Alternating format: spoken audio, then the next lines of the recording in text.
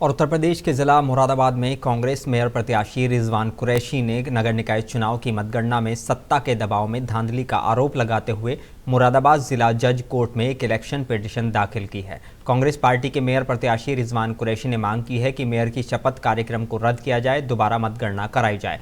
कुरैशी ने जिला प्रशासन पर सत्ता के दबाव में कई गंभीर आरोप लगाए हैं। भैया, मतदान से लेकर के मतगणना तक जो धांधली प्रशासन ने भारतीय जनता पार्टी के एजेंट के रूप में काम करते हुए प्रशासन के अधिकारियों ने की है, उसके खिलाफ हम न्यायपालिका का दरवाज़ा खटखटाया। चूँकि न्यायपालिका में हमें पूर्ण भरोसा है और ज़रूरत पड़ी तो हाई कोर्ट और सुप्रीम कोर्ट तक भी जाएंगे। क्या मांग की है आपने? हमने मांग की है जो अभी शपथ होनी बाकी है, शपथ पर रोक लगाई जाए और रिकाउंटिंग कराई जाए। रिकाउंटिंग की भी मांग की गई जी। आपकी एक्सेप्ट हो गई है? फिलहाल अभी कार्रवाई में दायर हुई है। कानूनी कार्रवाई क्या होगी। कार्रवाई रहेगी साहब? जो भी कानून के दायरे में कार्रवाई होगी वो पूरी करेंगे।